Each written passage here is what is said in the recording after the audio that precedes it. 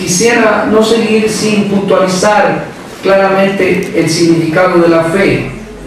Hemos hablado en cada sermón un poco sobre la fe para recalcar, porque Hebreos 11 es una exposición bíblica que el apóstol Pablo, en mi opinión, el autor de Hebreos, trata de ilustrar cómo la fe, cómo por medio de ella muchos hombres, muchas personas alcanzaron cosas que desde el punto de vista natural eran imposibles alcanzar, y particularmente cómo llegaron firmes en la convicción, en la confianza en su Redentor hasta el fin, y en su confianza en las promesas.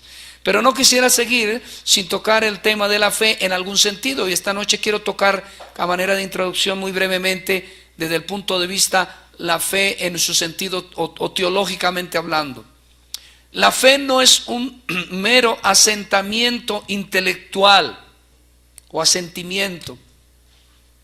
Hay gente que piensa, la fe es esto: yo creo en mi mente que existe Dios, yo creo que existe Jesucristo y yo creo que Dios me puede ayudar. Hace poco hablaba con alguien y yo le decía, ¿usted es cristiano?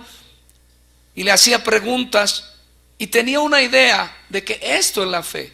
Pero todos los que hemos crecido en un país latinoamericano y particularmente como el nuestro, de cultura religiosa católica, sabemos que las personas tienen esa idea de lo que es Dios. Basta con tenerlo en la mente. Me gusta este coro que acabamos de interpretar porque dice que no creo, aunque la mente dice no, mi corazón dice sí. Y la palabra corazón en algunos contextos del Nuevo Testamento connota la integridad de la persona. Así que la fe no es un mero conocimiento, un elemento cognoscitivo solamente. La fe, dice Lois Berkhoff, la fe es una actividad del hombre. ¿Qué dije que es? Actividad, piensa en eso. La fe es una actividad del hombre considerando a este como un todo y no como la actividad de una sola parte del hombre. Es decir, la fe es una actividad que afecta a todo el hombre, al hombre integral. Además, dice Berkhoff, el alma funciona en la fe por medio de sus facultades ordinarias y no por medio de una facultad especial. Quiere decir que cuando la fe es dada a una persona, usa los elementos naturales o ordinarios que componen el alma. ¿Y cuáles son? El elemento intelectual, el elemento afectivo y el elemento volitivo o la voluntad. Así que lo que estamos diciendo es que la fe, cuando viene un hombre, actúa en toda la dimensión de la persona, no solamente en el conocimiento.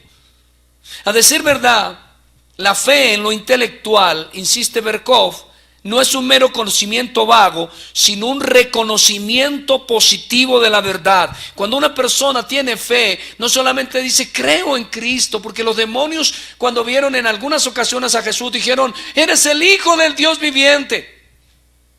Pero la fe en lo intelectual se refiere a que la persona ha entendido el Evangelio en toda su dimensión, y particularmente en aquella dimensión en la que la Biblia dice que él, el que tiene la fe, es un pecador y que requiere a Cristo como Salvador, y que Cristo es Dios hecho hombre, 100% Dios, 100% hombre, y que murió en la cruz a favor de él para que él no fuera condenado eternamente. Así que la fe, noten que si bien es cierto llega a lo intelectual, es una comprensión de la verdad, tal como lo expresa la palabra. En lo emocional, la fe es una confianza. ¿Qué dije que es en lo emocional? Una confianza segura, aceptación, persuasión.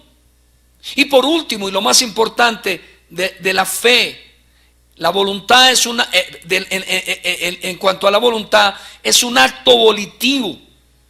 Quiere decir, es una acción de la voluntad. Es un alma que sale en busca del objeto de su fe y se lo apropia.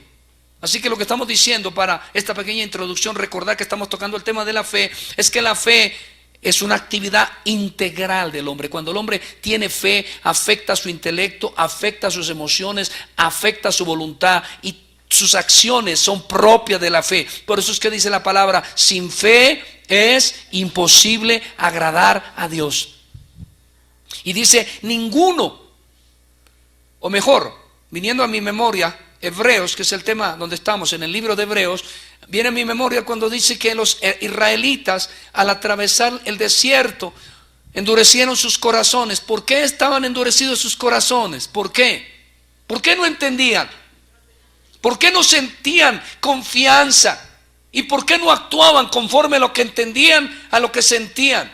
Es decir, ¿por qué no tenían acciones de la voluntad? Por una sola razón, dicen Hebreos, porque el oír la palabra no iba acompañada ¿de qué? De fe. Y todos sabemos que la fe no viene en el hombre natural, sino que es un don sobrenatural.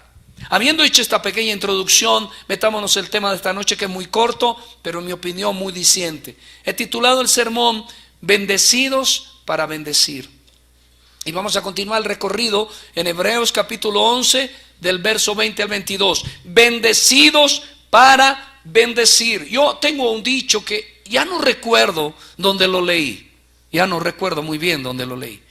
Pero estoy seguro que fue un autor reformado, hablando de del dar. Él dice que Dios nunca le pide nada a nadie que primeramente no le haya dado. Voy a repetirlo. Dios no le pide nada a nadie que primeramente no le haya dado. Cuando le dijo, por ejemplo, a Moisés, dile al mar que se abra, es porque ya le había dado la potencia para que el mar se separara. Cuando le dijo a Pedro, camina sobre las aguas, ven hacia mí, es porque ya le había dado la capacidad de caminar sobre las aguas. Dios no pide nada que previamente no haya dado. Pero también cuando Dios da, es porque nos va a pedir. Y la fe tiene que ver con esto. Dios ha bendecido a su pueblo. A lo largo del Antiguo Testamento, así como en el Nuevo Testamento, el pueblo de Dios, el pueblo redimido, el que está en el pacto de la sangre de Cristo. En el Antiguo Testamento estaba prefigurado este pacto en el sacrificio del Cordero Pascual, pero en el Nuevo Testamento y bajo el pacto nuevo está evidente y claro, Cristo murió en la cruz, Él es el Cordero que murió por el pecado del hombre. Pero todos los que pertenecemos al pueblo redimido, se nos dice bendecidos. Realmente el pueblo de Dios es un pueblo bendito. ¿Y cuál es el título esta noche? Bendecidos para bendecir.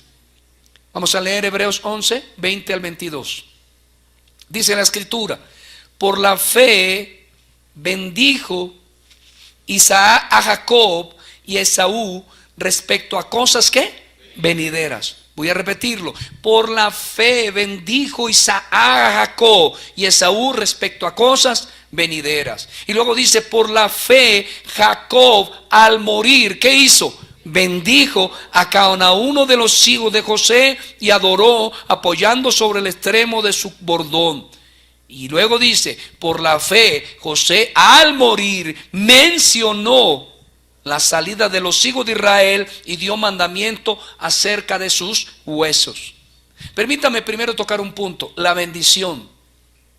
Esta palabra que se encuentra allí, bendijo, viene de una palabra griega que se lee eulogeo.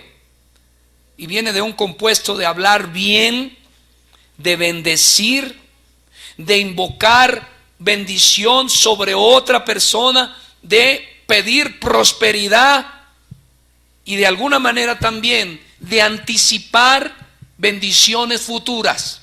Voy a repetirlo. Esta palabra viene de un compuesto que se podría traducir al español, hablar bien de, bendecir, dar bendición sobre alguien o de alguna manera anticipar con la boca bendiciones venideras. Y si usted mira el versículo, es exactamente lo que hicieron tanto Isaac cuando bendijo a Jacob y a Esaú, fue lo mismo que hizo Jacob al morir, que bendijo a los hijos de José. Y también fue lo mismo que hizo José al morir, porque cuando mencionó la salida de los hijos de Israel, les estaba anticipando bendiciones venideras.